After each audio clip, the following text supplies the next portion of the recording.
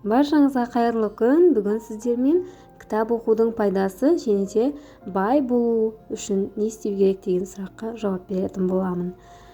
Кітап оқудың пайдасы. Кітап оқудың пайдасы неде? Әрине, кітап оқудың пайдасы зор екендігіне сөз жоқ. Жақсы кітапты оқу арқылы адамның білім көкжиегі кеңейеді, ішкі жан дүниесі байи түседі, есте сақтау қабілетін арттырады, адам ақылдырақ бола түседі.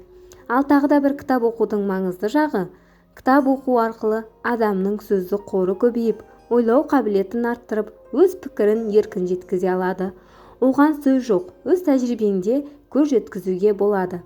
Мысалыға, бір классиктің шығармасын оқысаң болды. Бұрын екі сөздің басын құрамайтын адам өз ойын жеткізе алатындай дәрежеге жететініне күмәнім жоқ. Сондай-ақ оқу логикалық ойлауды дамытады. Оқығаныңды іштей талдасаң, адам психологиясын жетік түсіне бастайсың. Көңіл күйіңіз болмаса да, кітап оқу бір сәт жабырқаудан арылтады. Тіпті уақытша болмаса да уайымды басады. Кітап оқудың тағы да бір пайдасы, адам ағзасының қартаймауына септігі бар екен оқымыстылар дәлелдеуде. Кітап оқу қоршаған ортаны, дүниені және өзін тануға көмектеседі. Кітап оқу талдауға, сараптауға, өзіндік жүйелі пікір қалыптастыруға үйретеді.